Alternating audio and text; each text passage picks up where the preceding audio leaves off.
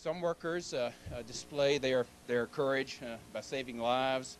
Others demonstrate their courage and their fortitude by speaking up and speaking out and seeking to have the protections provided in the workplace that are necessary.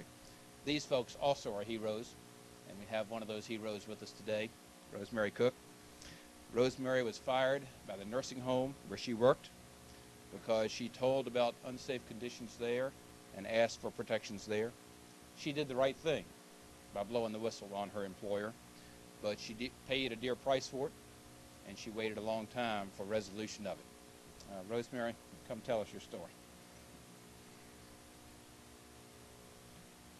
Good morning. In 1994, as I was graduating from college, thank you, and was looking forward to a career in intensive care, I learned that the hospitals in my community were not going to be hiring new graduate nurses. Instead, I was going to need to market myself to the nursing home, and I was going to need to work in the nursing home for about 6 months before the hospitals would consider hiring me. I immediately decided that if I was going to work in a nursing home, I wanted to work for Skyline Terrace. And I made that decision because I knew that the owner of the facility was also a nursing instructor at the college that I attended. I also knew that her daughter, the administrator of the facility, was the current president of the State Board of Nurses for the state of Oklahoma. So I mistakenly correlated these women's professional associations with the quality of care that I believed that they would provide at their facility.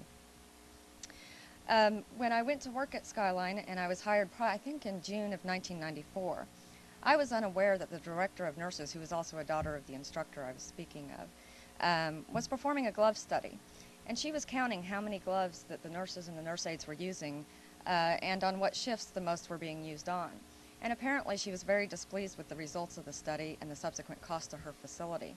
So she decided to verbally change the glove policy use at Skyline Terrace Nursing Center. And the glove policy that she had chosen went way away from anything that the medical community would have supported. As a result, she was instructing nurse aides not to wear gloves, or she was instructing them to wear one pair of gloves for the care of many, many patients without changing those gloves.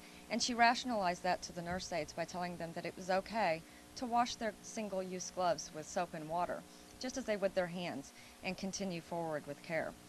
And I didn't know at the time that the nurses and nurse aides were going to be reprimanded for the number of gloves that they were using, and that gloves in the facility were extremely sparse. And as the evening would go on, we would run out of gloves before the end of our shift. I certainly didn't know when I accepted the position that if I expressed my concerns to the director of nurses about the glove use policy that they had undertaken, that some animosity would occur, and I would arrive for my shift 4 days in a row to find that absolutely no gloves were available in the facility. No regular use gloves were available. And so no blood sugars were done safely. We could not administer insulin injections using gloves, and there were no gloves available to change the soiled briefs of adult incontinent patients. When the only response to my request for gloves during those 4 days was in the form of a memo, and the memo said that gloves were only to be ordered on Fridays, and that too many gloves were being requested, I knew that I had to do something. Unfortunately, as a new graduate nurse, my options were quite frightening. First, I could quit my job and very possibly not be able to find another in my field for quite some time. Second, I could ignore what was happening at Skyline, get the 6 months of experience I needed under my belt to go work for the hospital, and put the nursing home behind me.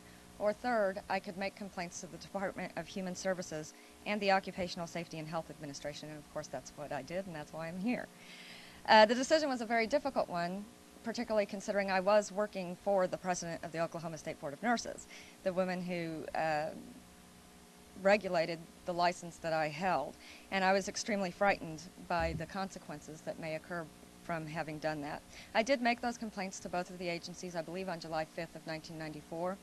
Those agencies did perform complaint-based inspections of the facility, and upon completion of the inspection done by the Department of Human Services, my position at Skyline Terrace was terminated.